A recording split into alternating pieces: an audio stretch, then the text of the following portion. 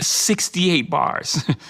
It's not like 16 structured bars that I know is like be palatable for the audience. What I was thinking during Reasonable Doubt was when my guys hear this, it's gonna be like, their mind's gonna be blown because we just left Vegas and this tells the story of our whole trip. They're gonna go crazy. This story that we just completed and now we're back home, they're hearing on wax. That was it. I was trying to make music for guys who were in the street and living just like us to have like a soundtrack to, you know, the emotions that we were dealing with. Not just like the highs, not the Lexus and thing. That was part of it, yes. Right, that's the eye candy, the Lexus with the TV sets and then, but the interior feelings and emotions was really what I was trying to accomplish as a writer. Like, how do I go even deeper to like, I'm gonna tell you what you were thinking when you were doing that. Because it was exactly what I was thinking. I know exactly how you felt in that moment when you felt that paranoia or that exhilaration, whatever it was. I've been around this block too many times, rock too many rhymes, cop too many. Most times I come up with the flow first. You may have heard like people like he does his Rain Man in the studio. Because I'm like, I'm trying to work out the pockets and then I'll fill it with words. What Biggie had was a jazz pocket that we didn't really know we was listening to until later on. One of his neighbors was this like jazz musician who would take him to like shows and things like that. We knew Rakim was come from a jazz background, right? So we understood I got a artillery lyrical demo, down. So he's mimicking a horn, but Biggie was so unorthodox that it was like. Jesus. The notorious just please us with your lyrical. That's just jazz, you know, improv, what he was doing. I don't come from a musical family, like, you know, no the instruments, but it was just so much music in the house that it just was innate in me to think musically as well as I thought lyrically. Even the first album, when I didn't know what I was doing, I listened to some of those pockets, and they all like melodic. One day you're cruising in the 7, next day you're sweating, forgetting your lies. Yeah, collaborations is important to me because again, it's almost like another ingredient, and let's see how we can create a song that is authentic to all of us. The artist wants the other person to have a great performance because you want a great record. You don't want to have a performance where you're just, you know, your verse is just obliterating someone and then, you know, no one wants to hear that verse. That's not good for the song itself. I'm a fan of songwriting, so I want to know that the outcome. I'm curious to see how this is going to turn out. You know, what is Pimp C going to say on this beat? You know, he didn't like that beat in the beginning. It was just like, hey, Jig, man, that's thing too fruity, man. Like he thought he was making like the biggest commercial like sellout record, and he took some convincing. He still did the song. We actually was really cool once we met each other. I think he had 8 bars. I'm not sure, maybe 12. I think he had 12 bars. 12-bar verse that was like one of the most memorable verses on a song. Cause me and Bun is like, it's the big rap pick, but we just did a triplet flow to it. Big pimp and spin the cheese. But he did the opposite. He wouldn't even, he cut it in like, I think quarter note, whatever. He cut it like smoke. And I was like, what is he doing? And then by the like 4th bar, I was like, oh my God. Just beautiful. Like on Brooklyn's Finest, I didn't get to hear that till maybe a month later. So I did all those little parts. I'm saying, what's your name? Who shot you? And Biggie filled those in. And when he was like, in Faith Have Twins, she probably had 2 pox. I was just like, oh my God, it's just such a good line. It's just so good. And it was just so, he was one of those ones who ain't run from like controversy, whether it made him look bad or not. Like, you know, most people ego wouldn't allow them to say that. And it was like one of the endearing qualities that he had as a writer. You know, black and ugly as ever. And then one word was so powerful. However. Black and ugly as ever. However.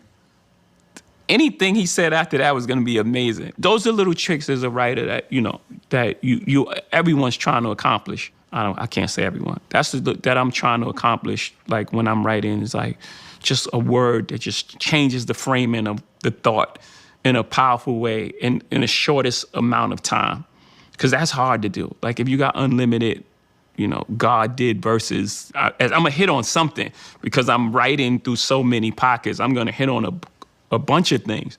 But if I got 8 bars, if you think about like fronting, like that was a very condensed, hard verse to write. You got 8 bars to convey your thoughts and get out of there.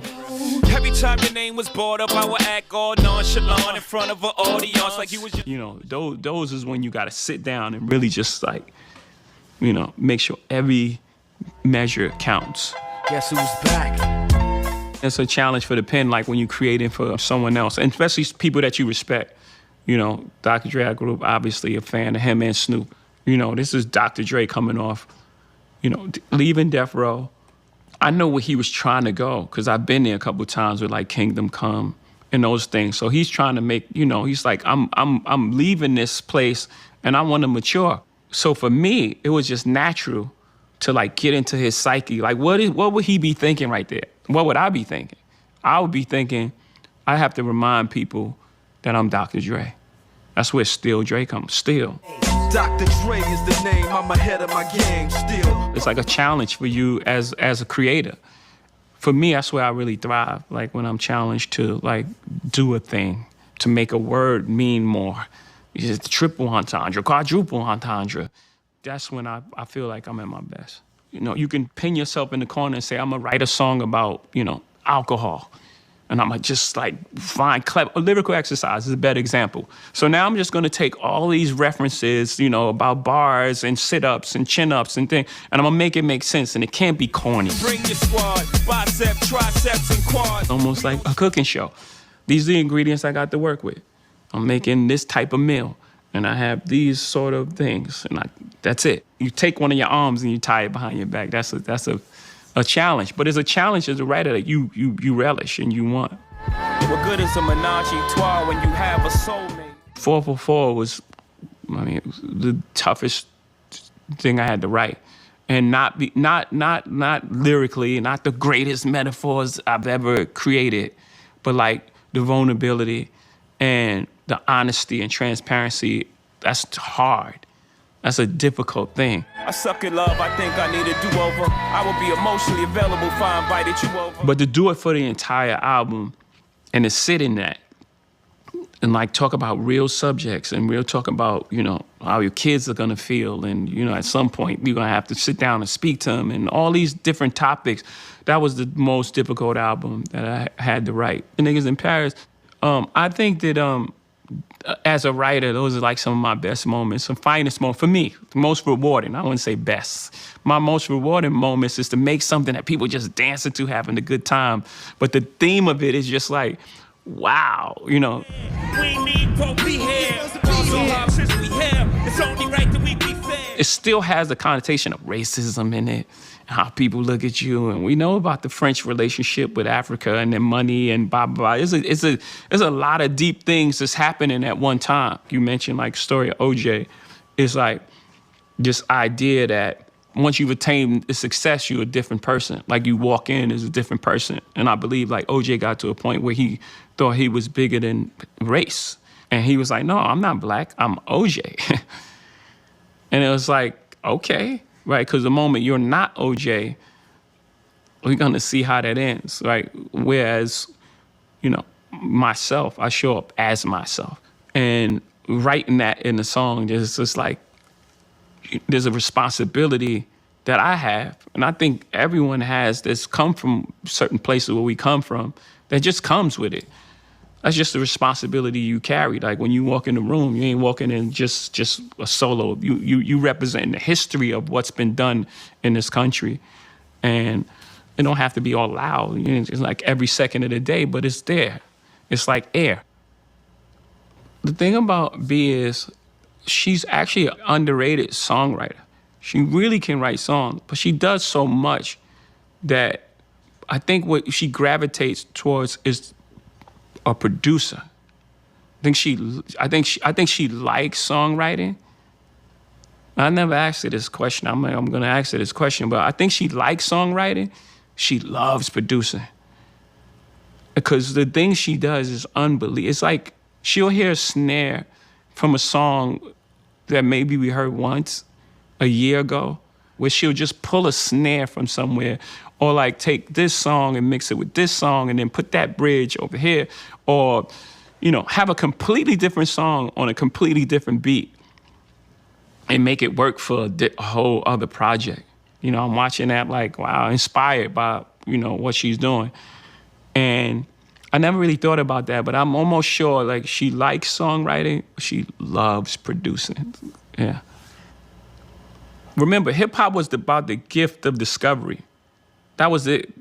When you went to school, you couldn't have the person that was already good. You have to say, yo, I got the new tape of somebody you never heard of. And it actually told the story of you. That's why hip hop became so big, because everyone wanted to feel those feelings. I tell people all the time, never fight against the future. Future's coming. Artists, they were trying to recreate something that was already done, but they're not connected to it like that. They're not living it and breathing it. They were fighting against gravity as opposed to telling their story. We needed that other side. We needed to hear about what happens when you've had 4 successful albums. What happens? What is that feeling like?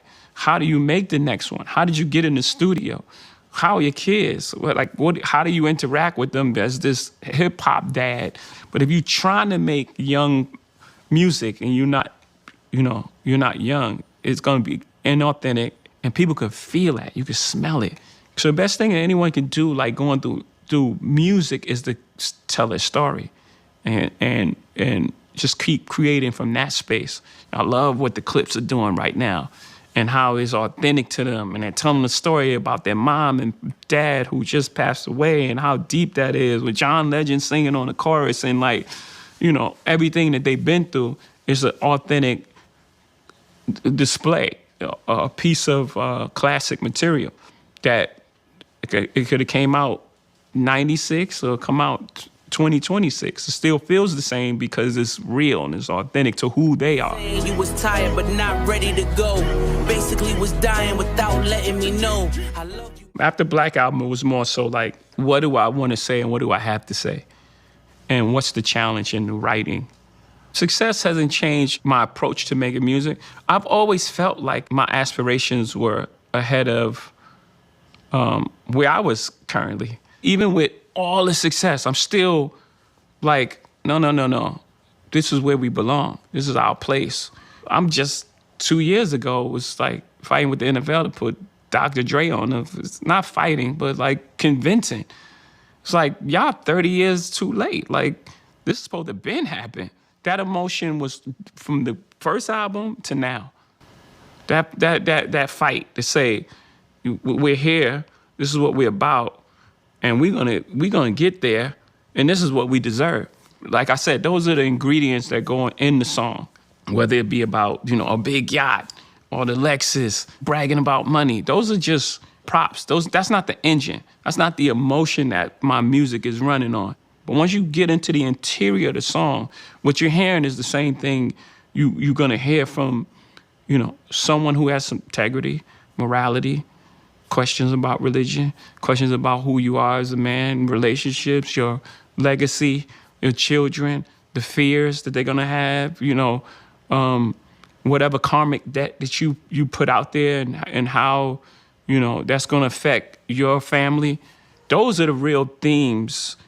My locations have changed, but who I am as a person and what I believe in, none of that's changed. Things I believe to be true, maybe young, I don't believe so much. You know, a lot of street codes and things like that may have messed with our emotional intelligence. You know, money over hoes, that's a terrible concept. It sounds good. So yeah, some of those things change, but the foundation of the struggle, you know, our fight to be recognized in a country that doesn't see us in that light. Those themes and emotions, I still try to convey them. You feel it.